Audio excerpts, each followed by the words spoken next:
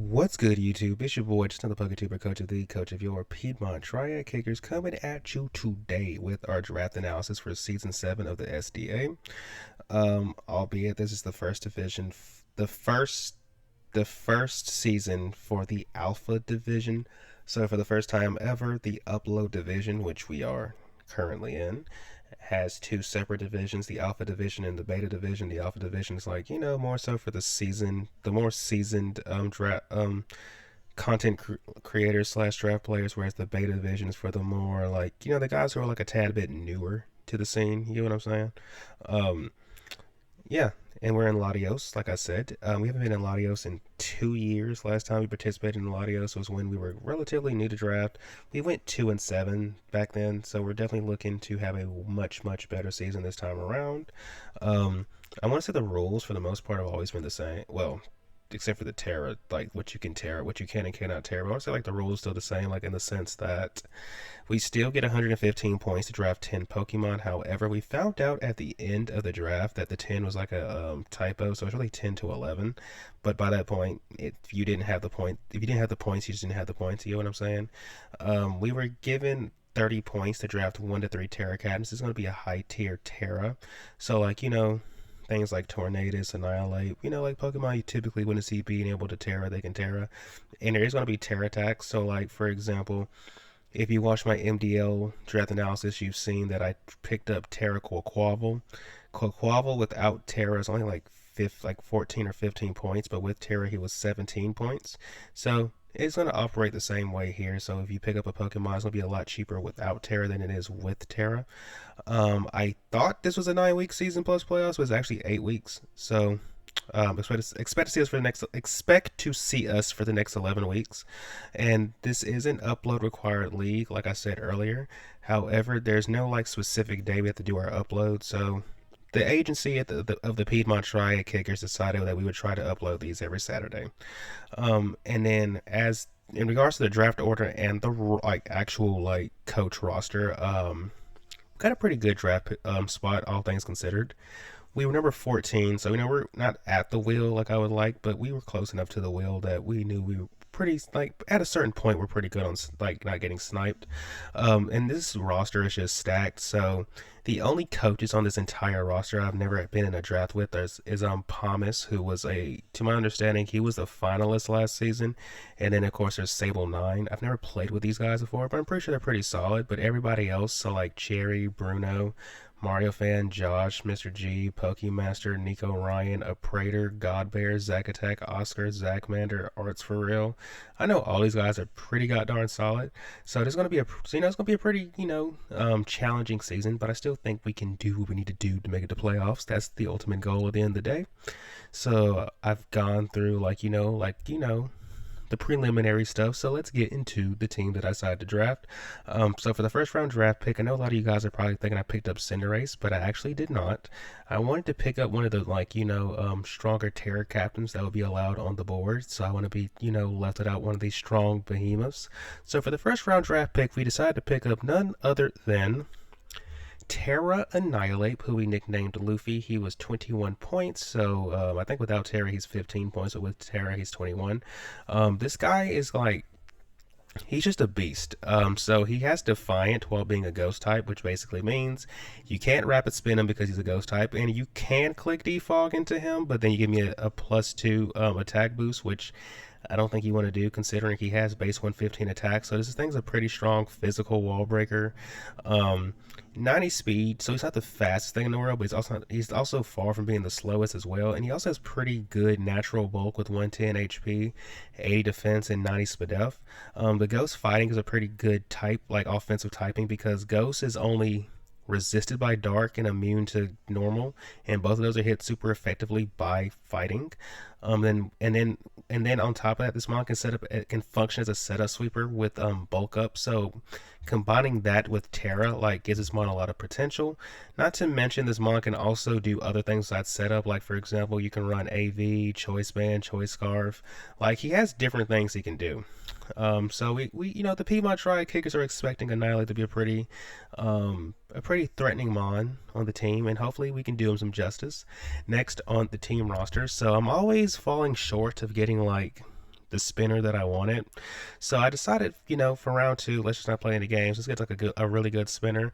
So Annihilate, like some of his main weaknesses are going to be like flying and fairy. So flying isn't like a common typing like offense type you see, but I have noticed like a lot of mons, since flying doesn't really have any strong like moves. What some people will do is just run like terra flying to circumvent that, because you still if you run it on a flying type, the flying type is still going to get like that double boost because it's terra flying. So this next mon can switch into flying, can switch into fairy, which I feel like is pretty good because fairies are pretty strong typing in general, like one of the best offense types in the game. So if I haven't given it away already, our next round draft pick was none other than Iron Treads, who we decided to nickname Nunu.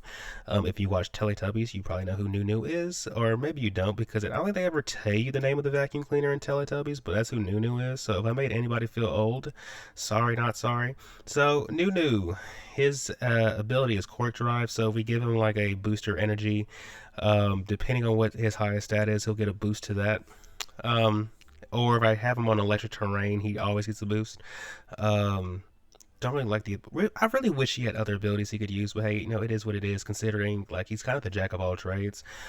This guy can set hazards. He gets set up, like for example, he can be like an iron press sweeper, or in general, like if I get like a booster speed, this thing hits pretty hard with 112 attack. So if it's like a late game and we're the fastest thing like left, and considering he has good natural bulk with 90 HP and 120 defense, at least good at least like this thing can stay around. Now the 70 to SPDF leaves a lot to be desired, but nothing an AV can't fix. And he does have pretty good offensive like typing, so like steel and ground is pretty good offensively.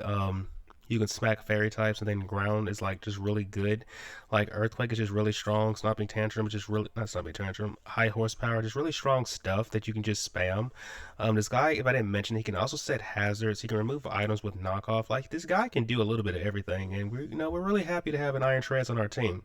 So Iron Treads. Next on the team roster, we decided, okay, we need to be able to help Iron Treads, because one of the main things he's going to be weak to is ground because of that steel typing. So I decided to pick up a mon that I know, like, all right, you can really help Iron Treads with his ground weakness. So for the next round draft pick, we decided to pick up none other than Bam Bam the Rillaboom. So Iron Treads was like 15 points, and then Bam Bam was like 14 points. So like, we're already, 3 picks in, and we're already like almost through half our points, which is kind of crazy, but it is what it is. So Rillaboom's a mono grass type with the ability Grassy Surge. So he sets Grassy Terrain on switch in, which is pretty good because one of the moves he's mainly known for is Grassy Glide, which gets it gets priority on grassy terrain. So since he sets the terrain himself, he's basically given himself priority. And he gets other good moves, like for example, he can get like fake out for stalling stuff. He also gets knockoff, which is really good for removing items. He gets U-turn for pivoting, and he also gets like some other good moves like leech seed, for example. So he can help keep the team healthy, especially considering that the grassy terrain already gives us like leftovers pretty much. So pairing this with Annihilate can be very obnoxious. And then it also helps Iron Treads with his Earthquake weakness, because Earthquake does half damage on grassy terrain as well. Rillaboom is pretty much here to be like to keep the team healthy, but he's also here just to be like a really strong physical wall breaker as well.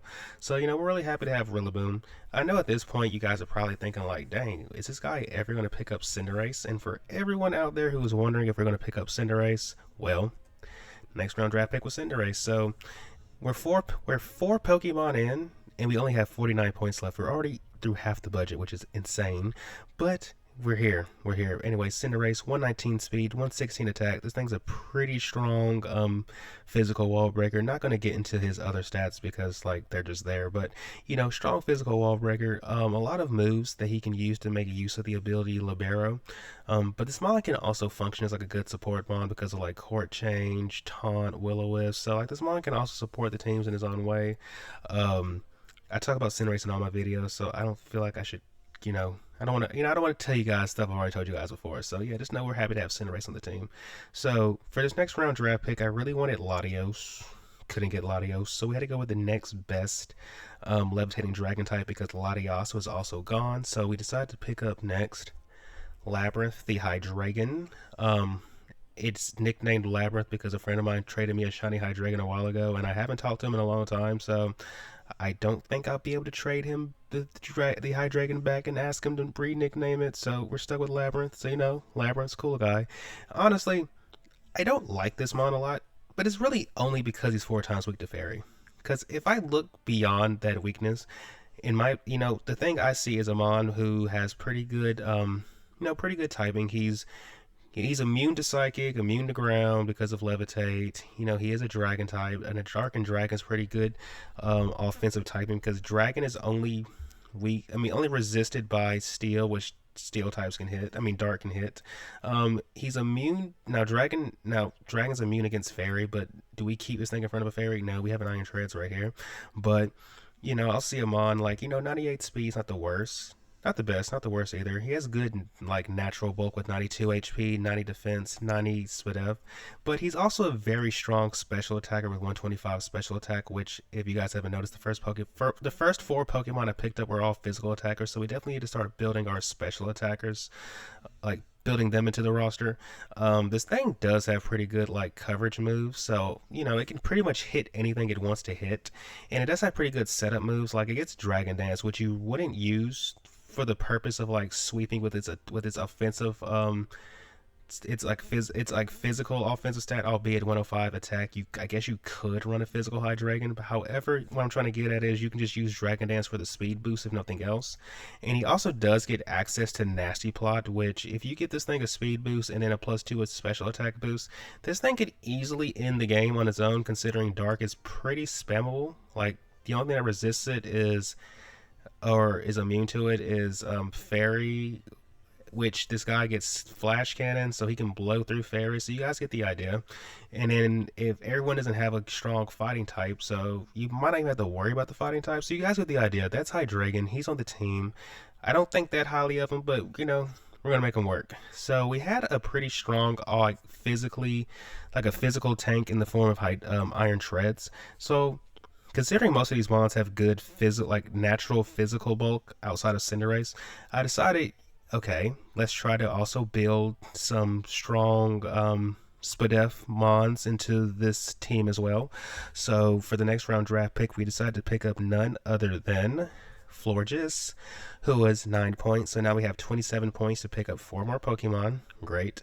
Florges is a mono fairy. I have a shiny one that was gifted to me by my friend Pokemaster of 88s. This thing is the epitome of being a special tank with, walled with that 154 SPDF. So even though the 78 HP ain't the most in the world, trust me, on the special side, this thing can take hits for days. And it also has 112 special attack, which you can use to make, and this thing can also function as like a setup sweeper with Calm Mind. After one boost, you're not, if all you have left is special attackers, you're not beating Florges. It's that simple. Even if you're hitting it with super effective hits like Sludge Wave, Sludge Bomb, Flash Cannon, this thing can eat those hits up after a boost or just naturally on its own. Not the best on the physical defense side, but that's why we have the other teammates to help out with that. Florges can also function as a Wish Passer, which some of these Pokemon might appreciate because everyone can't heal. Annihilate and Florges can, for example. And then in general, Florges can just be a really good, Florges can just do, okay, listen guys, listen. Is she the best fairy in the world? No. But does she have a purpose on this team? Absolutely, and we're happy to have Florges. Next on the team roster, so my team, we got mons like Annihilate, Iron Treads, Hydreigon, who, would probably appreciate being able to be the fastest mon on the field if at all possible. So for the next round draft pick, we decided to pick up some speed, and we decided to draft none other than Vikavolt, who we nicknamed Horacio, after the trainer in the anime who actually owns a Vikavolt. So Vikavolt is only 6 points, levitate for the ability, so that's pretty cool. We have another ground immunity to help out with, it helps out Iron Treads and Cinderace a lot. Bug electric typing. This Pokemon is base 145 special attack, which is equal to Thundurus Therians, by the way, so this thing hits pretty hard. Pretty good natural bulk too, 77 HP, 90 defense, 75 speed F.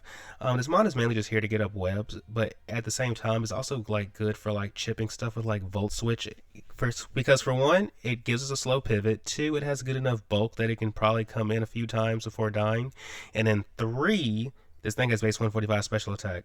We're doing decent ship to no matter what we're hitting. So yeah, that is Horacio. Not really much more needs to be said. Next on the team roster, I decided it's time we pick up our next Terror Captain. So we had 9 points left to pick up another Terror Captain, so we decided to spend all 9 of those points on none other than Terra Mesprit. So once again, so we have 3 ground immunities, which is really nice for Iron Treads.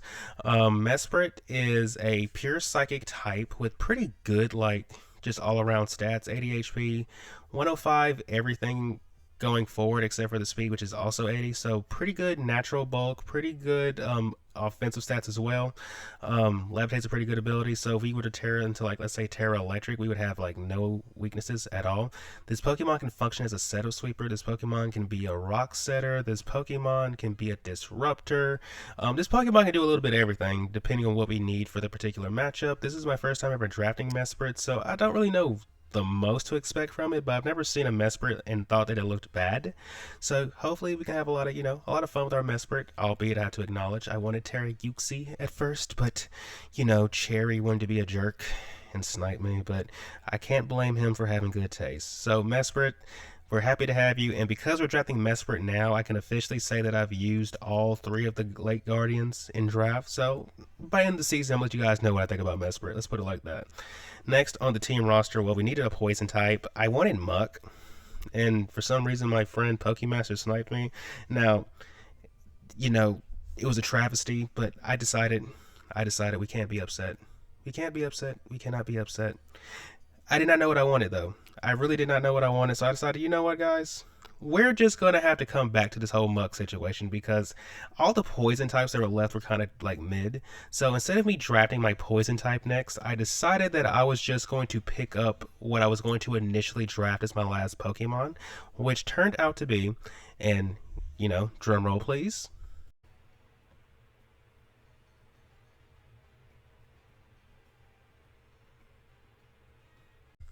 So yeah, everyone, for our next pick, we decided to pick up none other than Inteleon, who we decided to nickname James Pond. So we have all 3 of the Galarian starters on our team. Love to see it. I was originally going to Terra Inteleon over Mesprit, but I decided against it for like 2 or 3 reasons. One, I preferred to have a bulkier Terra Captain than one as frail as Inteleon, because if I'm being honest, he's pretty frail. 70 HP, 65 defenses. Not the bulkiest thing in the world. 2, I also decided that Inteleon kind of doesn't need Terra because of its so it has the ability Sniper, which basically increases its critical chance rate. It has the signature move Snipe Shot, which also has an heightened chance to crit. So if you throw like a scope lens on this guy, like Snipe Shot is pretty much always critting, and then on top of that, you can pretty much crit with like a lot of his moves. And I believe this Pokemon also gets Focus Energy, so if you just run Focus Energy, like this guy is always critting. He gets good enough coverage that you can hit pretty much anything you want.